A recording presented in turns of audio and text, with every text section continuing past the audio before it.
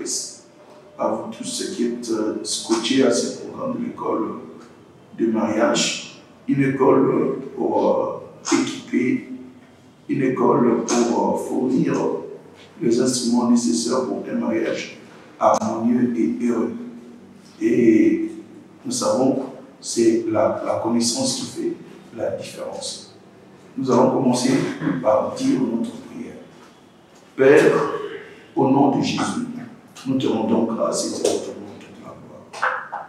Ce soir, nous avons choisi la bonne part qui ne nous sera point ôtée.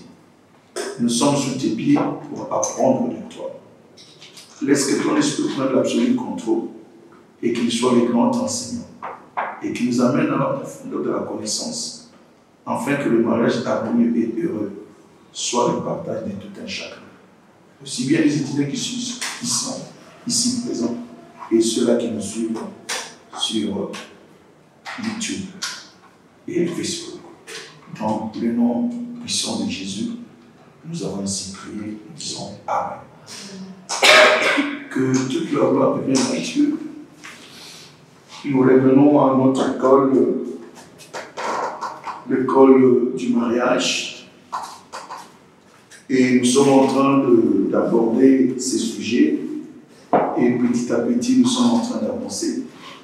Et je crois que dernièrement nous sommes arrêtés sur le point du succès dans le mariage dépend de la connaissance. Il est important, je ne voudrais pas revenir sur tout ce que nous avons parlé de l'institution du mariage. On peut toujours faire référence aux émissions précédentes pour mieux saisir ce que nous avons dit.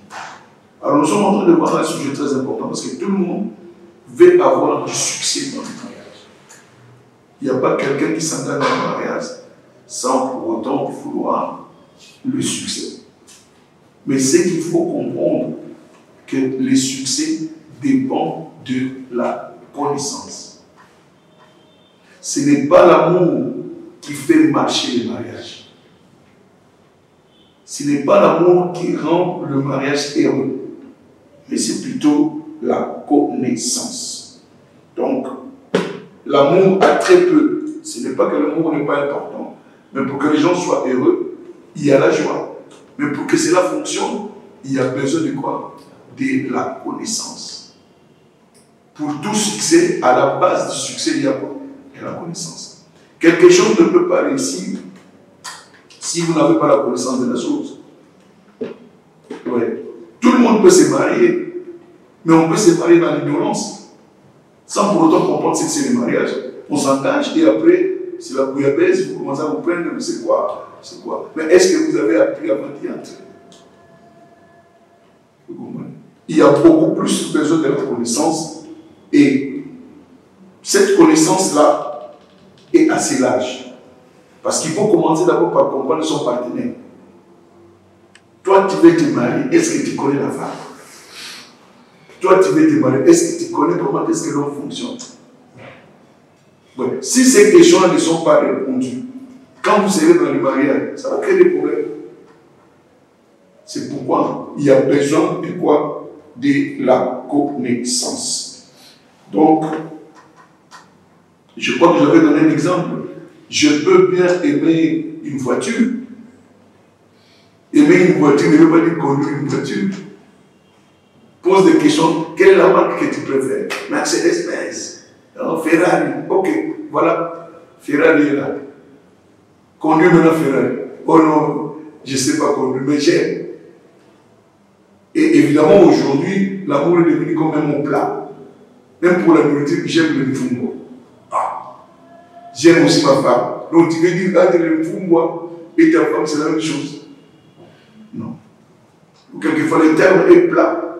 Et nous ne comprenons pas. Mais nous allons en profondeur pour que vous sachiez qu'on a besoin de la connaissance. Donc, le succès dépend de ce que vous connaissez de la chose. Qu'est-ce que vous connaissez de la chose? C'est ce qui vous amènera le succès. Donc si vous ne connaissez rien, le succès ne viendra pas. Donc il est important pour les gens qui se marient d'acquérir la connaissance. Et cela ne veut pas dire que dans l'école de mariage, il y a une graduation. Il n'y a pas de graduation.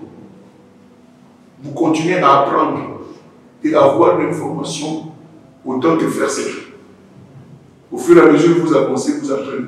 Non seulement à l'école, il y a d'autres livres que vous pouvez lire qui vous donneraient des informations supplémentaires pour un mariage harmonieux. Voilà. Donc, comprenez qu'il y a aussi une différence entre tacler un problème et résoudre un problème. Ouais.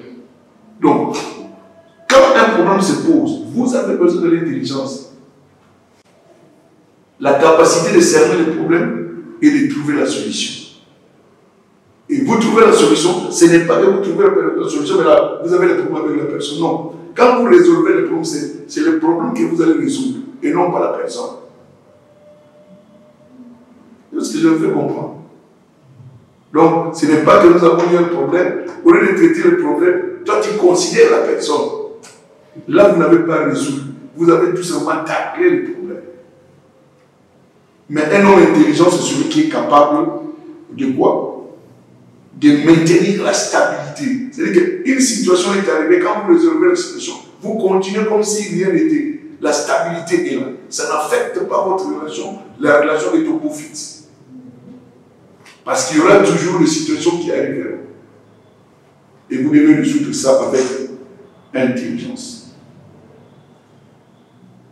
Et avoir le sens de la valeur.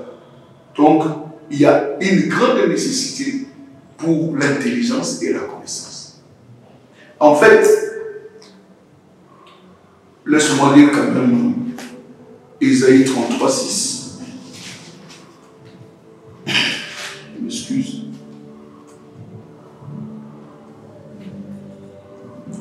La Bible dit ceci. Tes jours seront en sûreté. La sagesse et l'intelligence sont une source de salut. La crainte de l'Éternel, c'est là les trésors de Sion. Donc la stabilité dont vous avez besoin dans votre mariage est fonction de la sagesse et de l'intelligence. Quand je parle de la connaissance, ce n'est que la collecte des informations. À part la connaissance, vous avez besoin de quoi? De la compréhension, c'est-à-dire l'intelligence. Et après avoir acquis les informations et la compréhension, vous devez passer par la pratique. Et c'est ce qu'on appelle quoi? La sagesse. Donc ça ne servirait à rien que vous suivez le code du mariage et que vous ne pratiquez pas ce que vous êtes en train de recevoir. Il n'y aura pas de changement. Vous comprenez? Donc, ce qui fera la stabilité, c'est la sagesse. La connaissance que vous aurez en la mettant en pratique, c'est ce qui amènera la différence dans votre mariage. Donc, il y a besoin de la connaissance, élargir votre assiette de connaissances. C'est pourquoi être chrétien ne fait pas que le mariage soit bon. Ce n'est pas parce que non, elle est chrétienne, elle est née de nouveau. Ce n'est pas cela qui fait que le mariage puisse marcher. Oh non, parce qu'elle est leader de l'église, parce qu'elle est... Non, non, non. Vous devez acquérir la connaissance dans cette matière. Être né de nouveau, c'est une chose. Le mariage, c'est une autre chose que vous devez apprendre nécessairement. Mais il est malheureux aujourd'hui de constater que ce sont les chrétiens qui divorcent. Or, ce sont eux qui devaient servir de quoi? De modèle. Mais pourquoi cela arrive? En manque de quoi? De la connaissance. Mon peuple périt par manque de quoi? De connaissance. Osée 4, verset 6. Donc, même dans la vie chrétienne, si la vie chrétienne ne marche pas, ce n'est pas le diable. C'est l'absence de la connaissance. Ouais. Quand la connaissance est en place, vous verrez que les choses vont marcher. Donc, à la racine du succès dans le mariage, c'est quoi? La connaissance. Quand la connaissance est en place, votre mariage sera heureux. Donc, il est important que vous compreniez que la connaissance est critique pour le succès et le survie la Syrie, pardon, de toutes choses. Amen. Même là où vous travaillez, la connaissance aussi permet que vous continuez à travailler. Si on vous trouve que vous n'avez pas la connaissance, qu'est-ce qu'ils vont faire? Ils vont vous renvoyer. Ils vont vous renvoyer parce qu'ils ne connaissent rien. Mais on l'a engagé ici, il ne connaît pas la matière. Donc c'est pourquoi la connaissance est cruciale. Je l'ai dit que mon peuple périt par manque de connaissance. Regardez même notre verset. Proverbe 1, verset 7. Proverbe 1, verset 7. La crainte de l'Éternel est le commencement de la science ou de la sagesse. Les insensés méprisent la sagesse et l'instruction.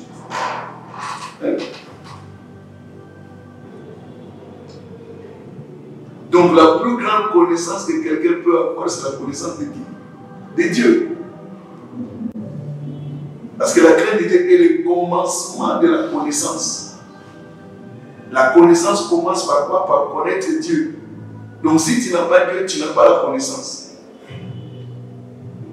Ouais. Donc, voyez l'importance vraiment de la sagesse au milieu de nous. Cela ne veut pas dire que nous, à l'église, chaque jour dans l'église, hein?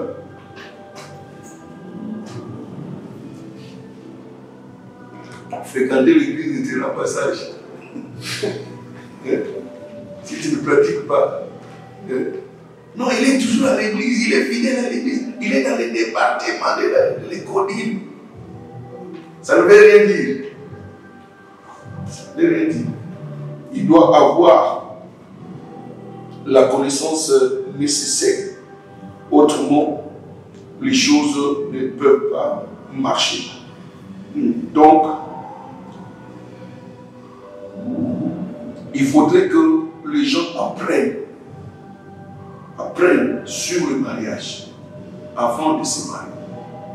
Comme on dit, on se prépare avant d'aller en guerre. Donc tu te prépares avant d'aller en guerre. Tu ne te prépares pas dans le mariage. Ah, là c'est déjà trop tard. Tu te prépares avant d'accéder dans les mariages. Vous récoltez toute la connaissance nécessaire qui vous permet de résoudre le problème dans les mariages et de savoir les comportements à appliquer. Et vous voyez, c'est simple. Tout produit a un manufacturier. Si vous voulez que le produit fonctionne bien, vous avez besoin de suivre les manuels du manufacturier. C'est lui qui a décidé le mariage, c'est qui? C'est Dieu. Qui a conçu le mariage? C'est Dieu. Qui établit les principes qui doivent régir le mariage? C'est Dieu. Donc les règles, les régulations, les conditions dans lesquelles le mariage doit se dérouler, c'est tout en Dieu. Et ces conditions, depuis le commencement jusqu'à aujourd'hui, marchent. Ça n'a jamais failli. Parce que cela vient de qui? De Dieu. Cela vient de qui? Du concepteur, du manufacturier. C'est lui qui a conçu l'ordinateur, c'est comment l'ordinateur marche. C'est lui qui te conseille si tu veux maximiser l'usage de cet ordinateur. Donc, on ne peut pas prendre le mariage au sérieux. Le principe pour le succès dans le mariage et la famille se trouve en Dieu. Et nous devons apprendre cela. Quand nous apprenons cela et nous le mettons en pratique, il n'y aura pas de problème. Regardez par exemple ces deux principes majeurs du mariage. Homme, aime ta femme comme Christ a aimé l'Église. Femme, soyez soumise à votre mari comme l'Église à qui? À Christ. Tout est par rapport à qui? À Christ. Et quand ces lois-là, ces principes-là sont en place, les mariages marchent. Et ce que vous avez déjà vu, ce que nous avons vu précédemment. Quand nous parlons que le mariage c'est une institution, l'institution est plus grande que les gens qui se marient. Donc, si vous respectez l'institution, le mariage ne connaîtra pas de divorce. Donc cette question tout simplement de suivre le principe Tout fonctionne sur le principe. Votre monde fonctionne sur le principe. Votre véhicule fonctionne sur quoi? Les principes. Quand les principes sont violés, rien ne marchera.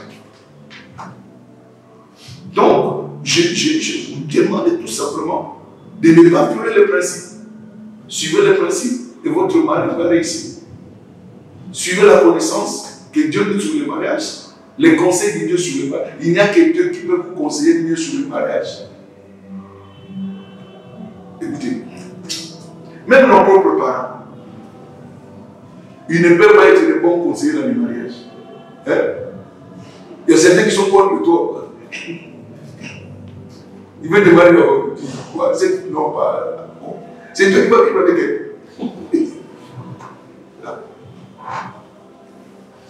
Moi, là-dessus, je ne pose pas beaucoup de questions. Que tu sois ma sœur, tu veux te marier, je ne te pose pas une question.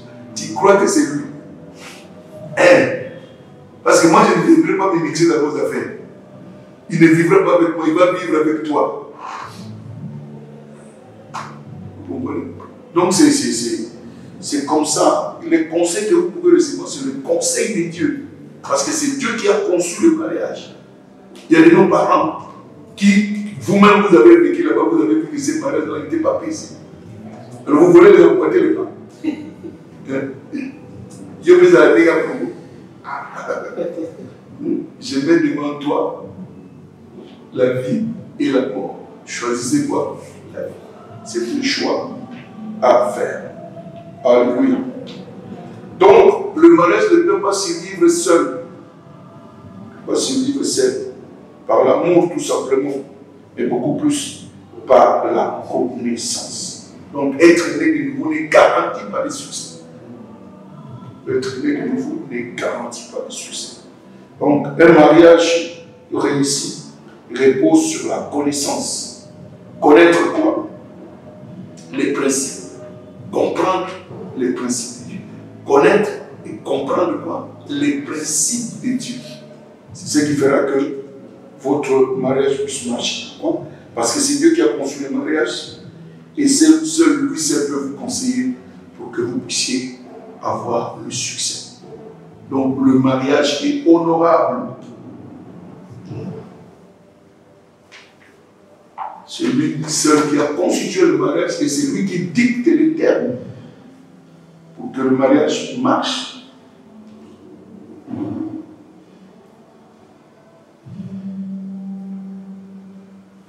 Alors soumettez-vous tout simplement aux règles, aux régulations, aux conditions de l'institution, pardon. Comme c'est dit dans sa parole. Tu vois, est-ce que tu as un véhicule, tu as Toyota? Est-ce que pour réparer Toyota, tu dois aller chez Mercedes? Non. Tu ne peux pas aller chez Ford. Tu vas chez les gens qui vendent quoi? Mercedes. Parce qu'ils ont des pièces qui vont remplacer. Donc, les mariages aussi ne vont pas chez n'importe qui. Va chez Dieu. Ou les serviteurs de Dieu. Même les amis, ils peuvent vous dérouter. Un ami a un autre ami. Il va raconter vos histoires ailleurs. Vous serez sûr que justement, vous êtes quelque part, il y a des regards qu'on vous lance. Qu'est-ce qui s'est passé ici? Mais c'est parce qu'ils ont déjà entendu une histoire. Donc même les concessionnaires, c'est comme ça que nous le faisons là. Tu vas chez un concessionnaire de Toyota pour faire réparer quoi? La marque de Toyota. Tu vas chez un concessionnaire de quoi? Mercedes pour faire réparer la Mercedes. Et si vous le faites de cette manière-là, le succès sera votre partage. Donc, consultons les manuels.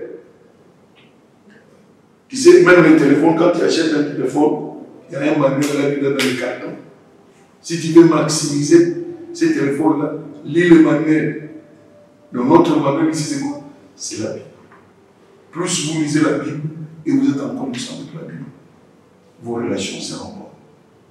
Et aussi un principe simple, quand tu as une bonne relation, quand ta relation verticale est bonne, ta relation avec Dieu est bonne, ta relation horizontale sera bonne. Quand avec Dieu, tu as connexion, avec ton époux, ça marchera.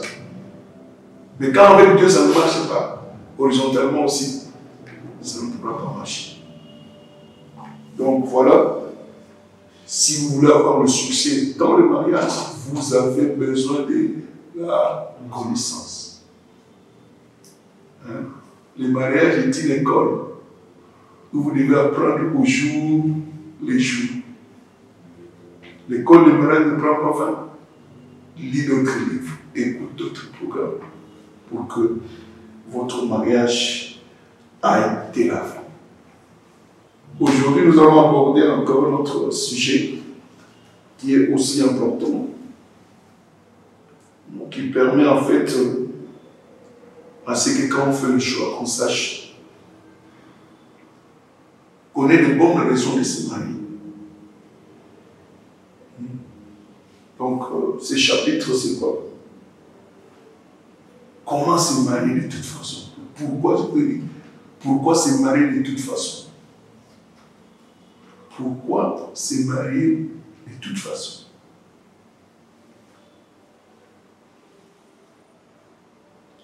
Les gens se marient pour plusieurs raisons. De bonnes, tout comme de mauvaises raisons.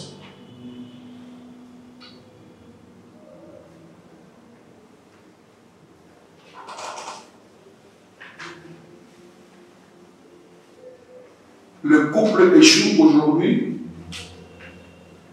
parce que beaucoup de couples ne comprennent ni les buts, ni les principes du succès dans le mariage.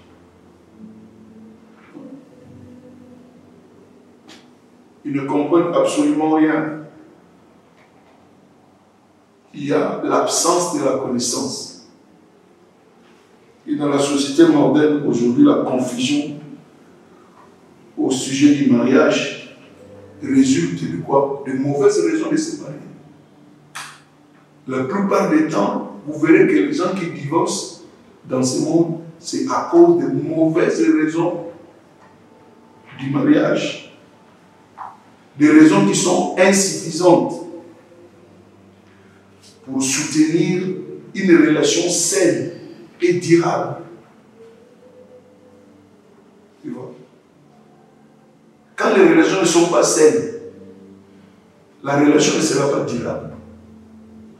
Quand vous n'avez pas suffisamment de raisons, ce mariage-là ne sera pas soutenu. Donc c'est pourquoi nous assistons à ce que nous voyons aujourd'hui. Hein? Donc celui qui doit se marier doit d'abord répondre à la question: pourquoi? Pourquoi?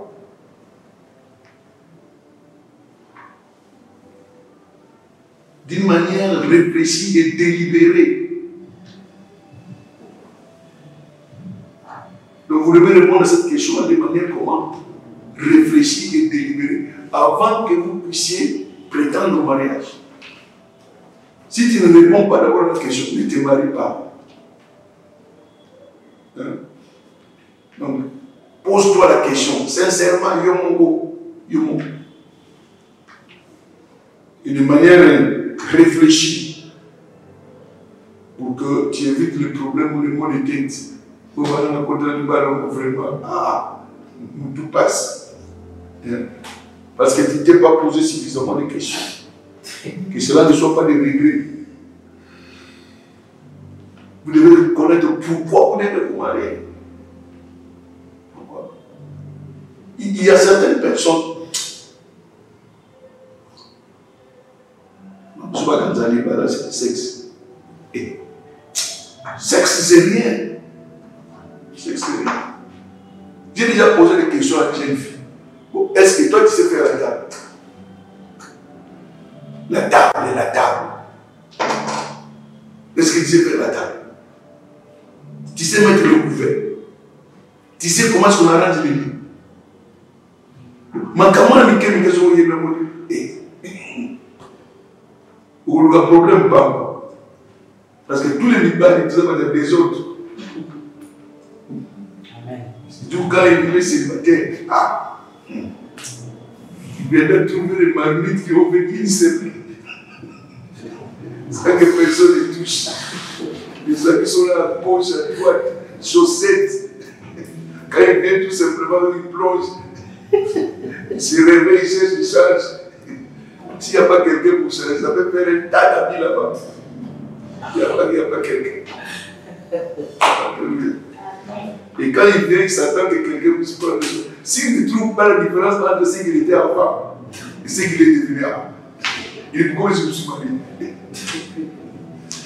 Donc c'est important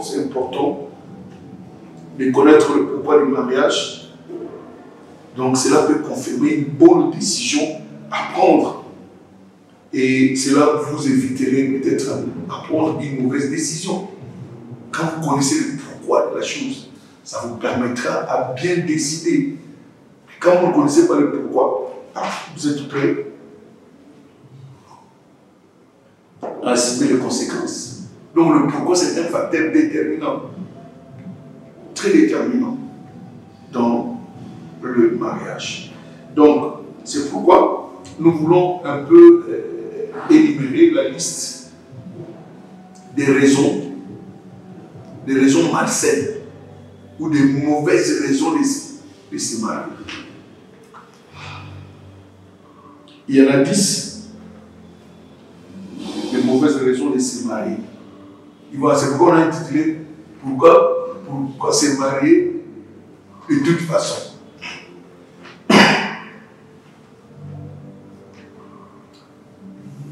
Première mauvaise raison, c'est quand on est irrité, fâché contre les parents.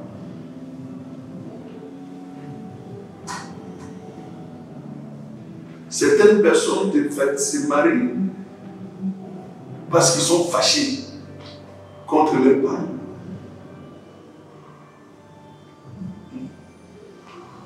Non, mais c'est vrai beaucoup. Tu sais comme ça, on te parle, tu fais ceci, non. Pourquoi ça? Je n'en fais plus moi. Comme un contrôle, comme un enfant. Et tu es encore chez eux, tu es enfant. Cette réaction-là ne peut pas te conduire au mariage. Tu es irrité contre la surveillance des parents.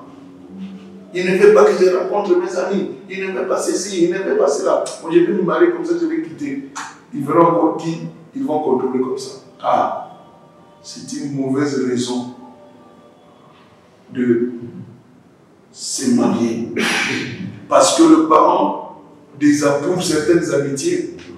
Ce n'est pas une raison de se marier. Donc il y a beaucoup de choses. Tu fuis seulement le contrôle des parents. Donc tu ne te maries pas en sachant le pourquoi. Mais tu te maries à cause de tes parents. Tu veux les éviter. Alors si tu veux éviter tes parents, il faut se marier. Pourquoi ne pas demander à aller trouver une maison à toi? Pour ne plus être sous leur contrôle. Les gens trouvent ça un moyen rapide de pouvoir se débarrasser des parents. Donc là, c'est une mauvaise raison. Tu ne te maries pas de manière raisonnable. Et dans ce genre de mariage-là, il n'y a même pas amour. C'est de la folie que d'aller s'engager dans ce genre de mariage. Et ça, c'est s'engager dans le tout. Parce qu'il n'y a aucune préparation, il n'y a rien. Tu voulais tout simplement échapper à la discipline parentale. C'est comme on dit, un crocodile qui fuit l'eau pour aller dans la pluie. C'est toujours l'eau. Donc tu n'as rien changé. Donc c'est important. Il ne faut pas échapper. C'est échapper à la domination parentale. Ce n'est pas une bonne raison de se marier. Je sais que vous nous suivez là, sur YouTube. Donc comprenez, il ne faut pas une réaction. Pour échapper à la domination parentale, tu veux te marier. Mauvaise raison. Deuxième mauvaise raison, c'est échapper à un foyer qui n'est pas heureux. Un foyer qui n'est pas heureux.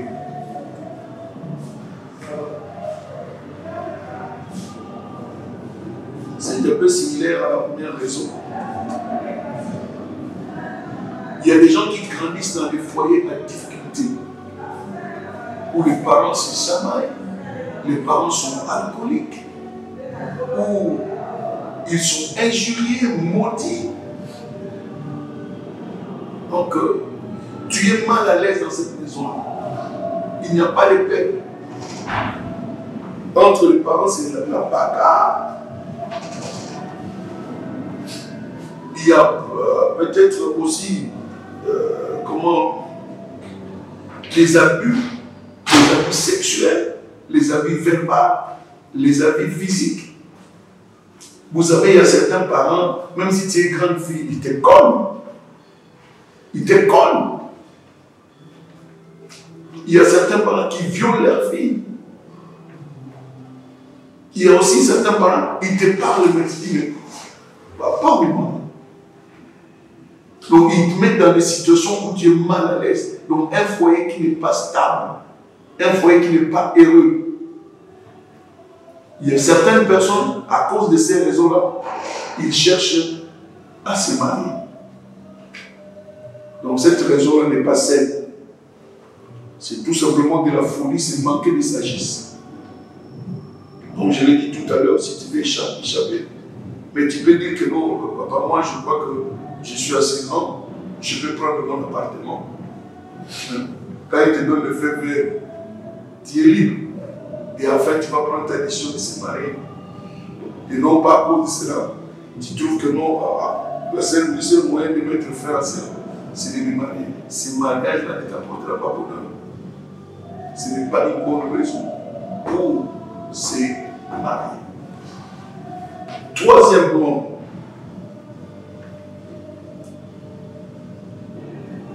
troisième fausse raison,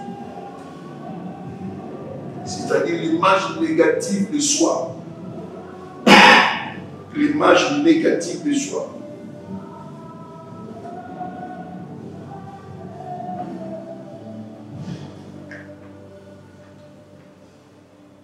Certaines personnes n'ont pas la valeur pour eux-mêmes. Ils croient que quand ils rentrent dans le mariage, c'est le mariage qui leur donnera la valeur. Tu dois venir dans le mariage avec toute ta valeur. Certaines personnes croient que non, c'est en se mariant que son image va changer.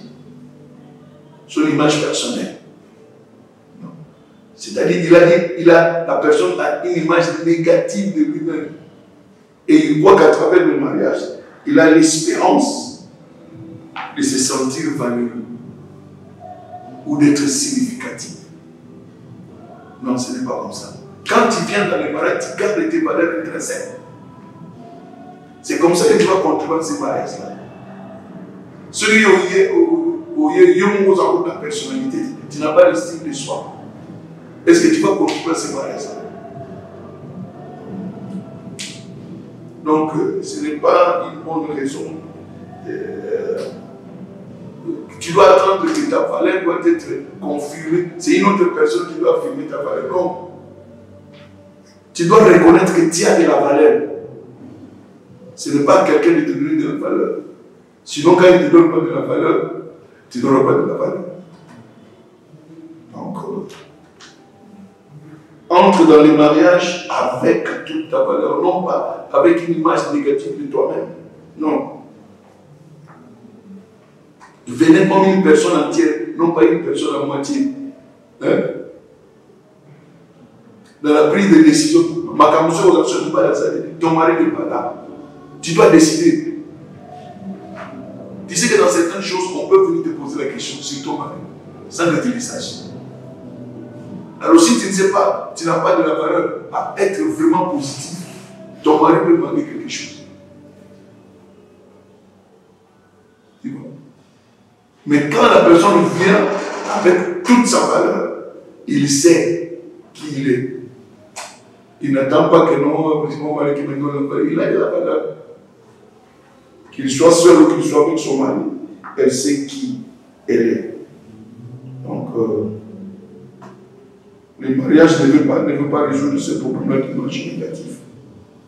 Mais plutôt, si tu viens avec cela, ça va encore se renforcer, ça se fera encore voir davantage.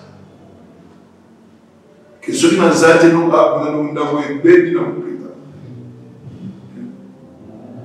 Amen. Donc, il faudrait que tu saches que qui tu es. D'abord en Christ et Jésus.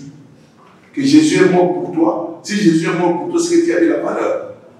Alors entre dans ton mariage avec cette valeur-là que non, je suis quelqu'un de valeureux. J'ai du prix aux yeux de Dieu. Et ce n'est pas un homme qui fixe mon prix. Je connais qui je suis. Et personne ne se jouera de toi. Amen. Ça, c'est vraiment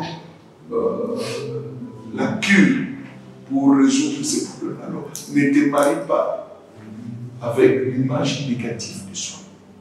Va dans ton mariage avec tout ce que tu es, avec toute sa personne, toute ta personne. Non pas une personne en moitié. Quatrièmement, les gens se marient par rebond. Se marier par rebond. Vous allez comprendre quand je vais expliquer ça.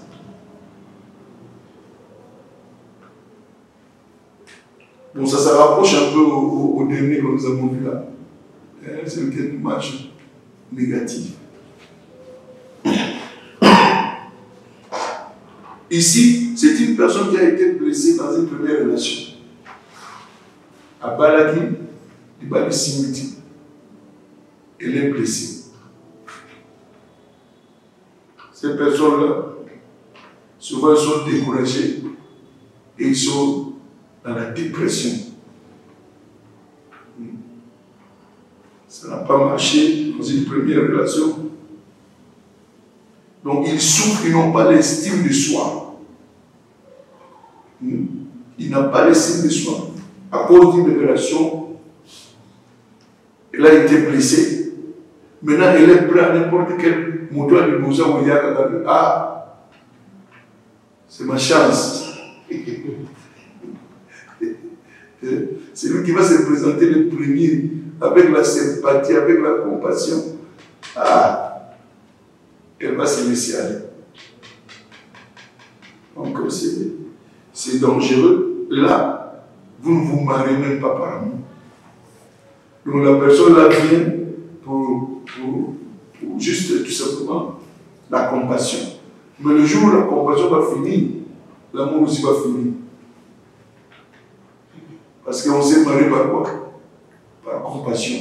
Il voulait tout simplement compatir à ta douleur, à être à côté de toi. Tu dis, ouais, c'est lui. Tu as trouvé la pièce de rechange. Donc là, tu n'as même pas, tu ne fais même pas de. Ces gens, les personnes n'ont pas de choix. Ils ne posent pas la question pour toquer quelqu'un. Pour que je recouvre ma dignité quand même. Ça, c'est le mariage par exemple. Ça se fait aussi pour les hommes.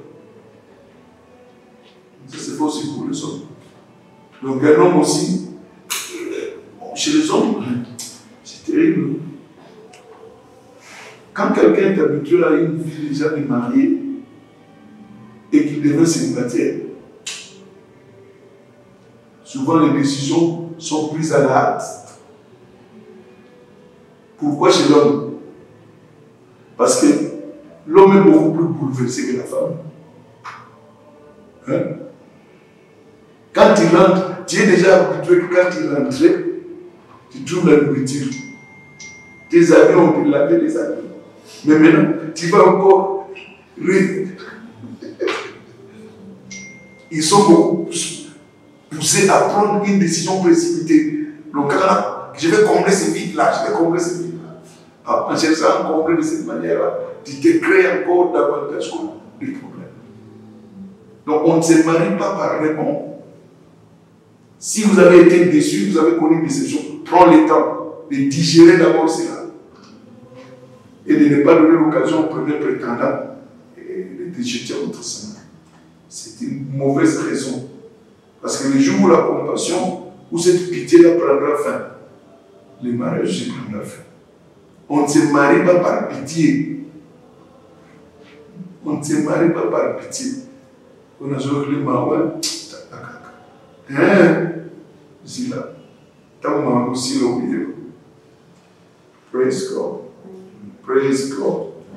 Donc, ces buts-là, là, c'est se marier par convenance. Non pas se marier avec raison. C'est la compassion qui est là. C'est ce qu'on appelle vite fait. Vite fait. Vite fait. Ce n'était pas une bonne raison pour le mariage. Cinquièmement,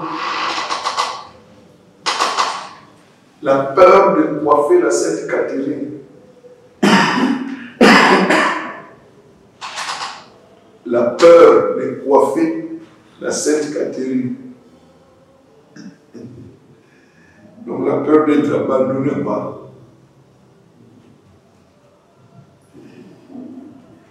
Ceci affecte à la fois les hommes et les femmes.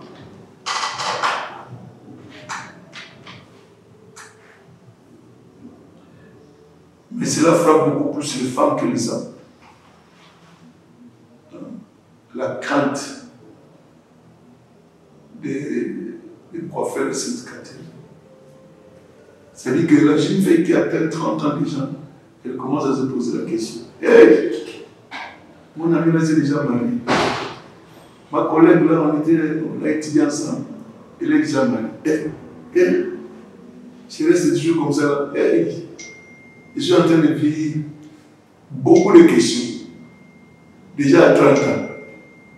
Quand on a 35 ans, là c'est terrible. Non, c'est lui qui viendra tout simplement. Non, je m'engage. Décision précipitée. Décision précipitée qui va amener des troubles dans le mariage, inutilement. Donc il est important de savoir que même dans la Bible, il n'y a pas un âge pour se marier. Non, ne vous mettez pas sous stress. À cause de cela, vous regardez les gens, les collègues, tout ça, que vous dites que non, je veux me marier. C'est pourquoi je dis que c'est beaucoup plus dur chez les femmes. Parce qu'une femme, quand elle commence à atteindre 30 ans, déjà, elle voit. Bon, les hommes aussi, ça arrive. Que tu vois les hommes, bon, les hommes, il n'y a même pas un âge. Mais ils se disent tout simplement, si c'est quelqu'un aussi qui réfléchit, j'ai déjà 40 ans, je n'ai pas d'enfant. Comment ça se passe comme ça? Alors il ne faut pas se précipiter. Il faut faire un bon choix. Savoir le pourquoi, avant de vous engager. Donc, la peur là d'être célibataire, ce n'est pas une raison de se précipiter ou se marier. Donc, tu n'es pas abandonné. Tu peux faire toujours ton choix. Mais si tu y vas comme ça, ce n'est pas une bonne raison. Sixièmement, la peur de l'indépendance. La peur de l'indépendance. Il y a certaines personnes qui ont grandi vraiment dans l'indépendance de leurs parents.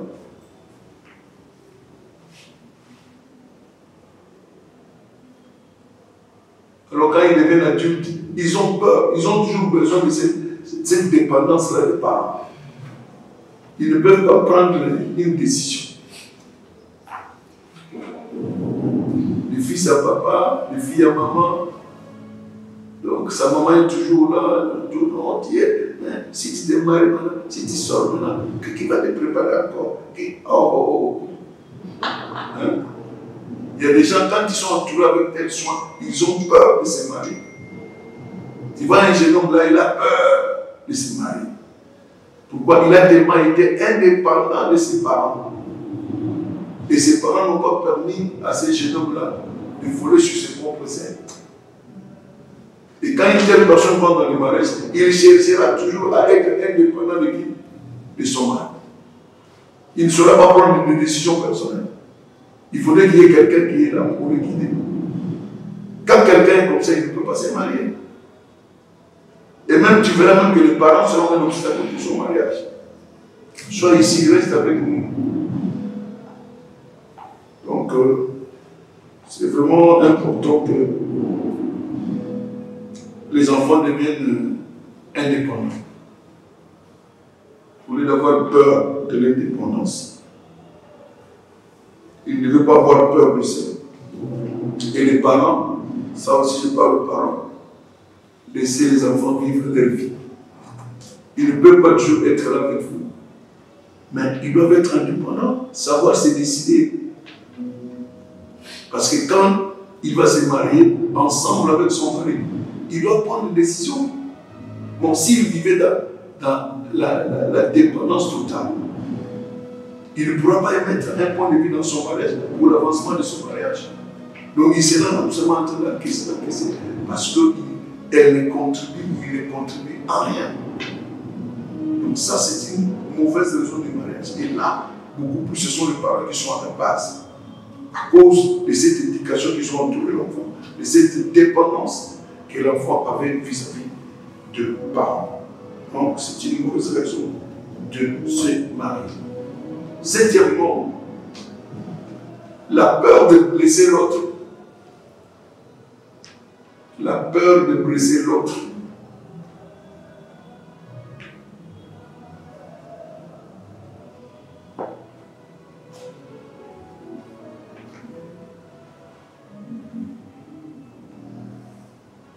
Ici, ça se passe souvent quand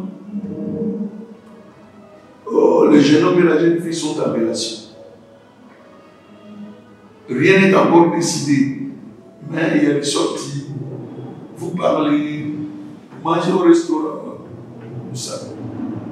Écoutez, inviter quelqu'un au restaurant, ce n'est pas le mariage. Même manger 2 fois 3 fois au restaurant, ça ne veut rien dire. Non, parce qu'il m'a fait sortir. Il t'a fait sortir alors. Donc ici, il faut comprendre que. Parce que qu'est-ce qui arrive finalement? Vous êtes sortis ensemble et pendant que vous conversez, pendant que vous partagez, vous pouvez vous dire non, ça j'ai fait un mauvais pas. Un mauvais pas. Et l'autre déjà te lance déjà quelque chose. Si tu m'as parlé, je vais me tuer.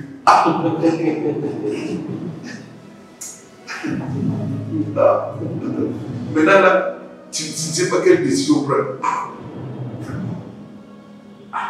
Il va se tuer pour moi. Comment est-ce que je vais lui dire que non? Moi, je ne veux pas de cette relation. La personne est bloquée. Mais quand ça ne va pas, ça ne va pas. Ça ne va pas. Nous aussi, par les personnes, on a pris la décision. Et j'ai pris la décision, j'ai expliqué. Pour telle raison, je crois que ça ne peut pas marcher. Expliquez, n'ayez pas peur. Parce que si tu ne parles pas, on t'intimide que je vais me tuer. Tu vas te marier par l'intimidation. Et ce que tu vas vivre, ce ne sera pas ce que tu as fait. Et c'est les hommes aussi, ça se passe. Quand la fille ne veut pas, il menace aussi. Donc ce n'est pas une bonne raison de quoi? De se marier. Donc quand on intimide la personne, tu aurais le monde ou pas, ce qu'on peut dire au monde, on met la poison pétale.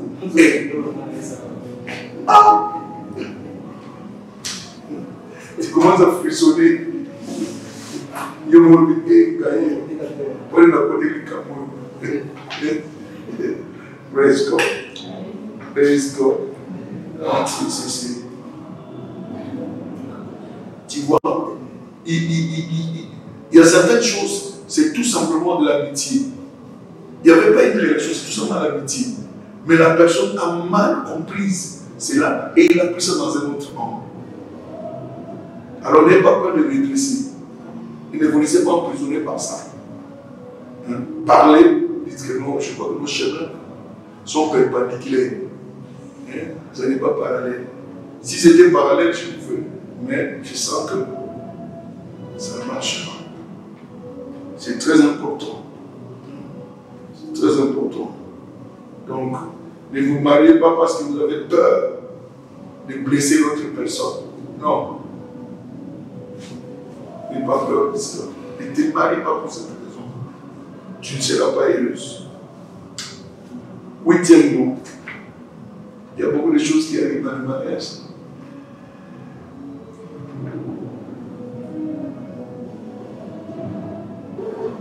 Être conseiller pour une autre personne. Je vais expliquer être conseiller. Être un thérapeutiste.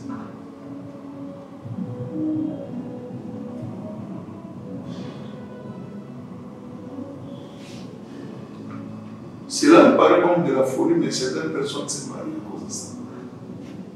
C'est-à-dire qu'il y a une soeur que tu conseilles. Il vient toujours chez toi. Tu lui conseilles, tout ça. Mais tu trouves qu'à cause de ces conseils-là, tu peux la prendre en mariage. Non. Ce n'est pas un bon choix. Arrêtez-vous tout ça. Parce que ces genres de mariage, la personne qui vient là, tu la trouveras toujours inférieure. Tu la trouveras inférieure. Par rapport à toi, parce que tu l'as toujours conseillé. C'est vers toi qu'elle vient avec ce problème. Maintenant, quand toi tu vois le problème, qu'est-ce qu'elle fait? Ouais. Donc, ce n'est pas parce que vous conseillez quelqu'un que vous allez changer, vous quittez le conseiller, vous devenez mal. Non. Ça ne peut pas marcher. Ce n'est pas une bonne attitude. Hein? Peut-être que vous sentez que c'est le sens de la responsabilité. Vous lui donnez le conseil, la sagesse, et cela n'est pas une raison pour que vous puissiez la marier. Parce que dans ces mariages-là, elle va montrer avec les sentiments d'infériorité. Que ces conseils-là ne se développent pas en romantisme. Parce que le conseil va conseiller, parce que cela vient. Va nous poser au mot puissant, mot, et comment chérir. La base n'est pas correcte. Donc, la personne que vous allez vous marier, il va te considérer toujours comme conseiller. Il te considère comme conseiller, toi tu le considères comme toujours quelqu'un qui a des problèmes. Donc, ce n'est pas une bonne raison pour se marier. Neuvièmement, à cause du sexe.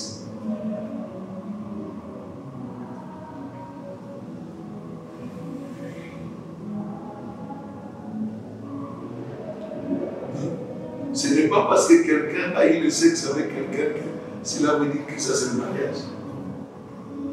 Avoir le sexe, ça n'a rien à voir avec le mariage.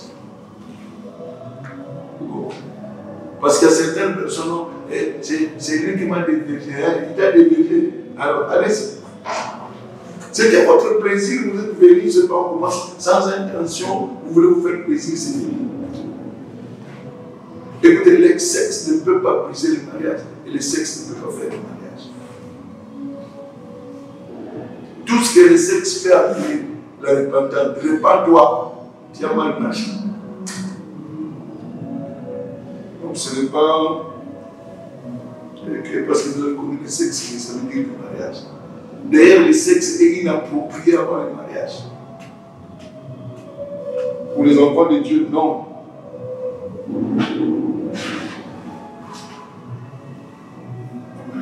Cela est établi tout simplement dans les mariages où le sexe est autorisé.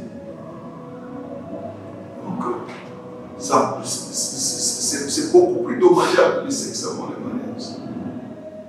Psychologiquement, émotionnellement, c'est dangereux. Et ce n'est pas une raison pour se marier, mais plutôt une raison de quoi? De se repentir. Donc, l'abstinence sexuelle est le moyen approprié, le comportement approprié pour ceux-là qui veulent se marier. Amen. Ce n'est pas parce que vous avez eu le sexe que cela conduit au mariage. Non. Mais évidemment, les gens développent une philosophie. J'ai fait des réunions avec les jeunes et ils me disent qu'il faut goûter, il faut tester quoi? Ça n'existe pas cette histoire de tester. Est-ce que Adam a testé Ève? Comment est-ce qu'on saura? Connaître quoi? Tu veux connaître quoi? Et en fait, dixième raison, à cause de la grossesse.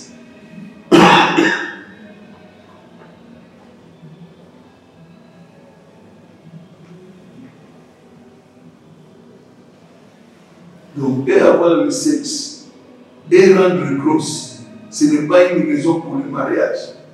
Bon, évidemment, ici, c'est répandu.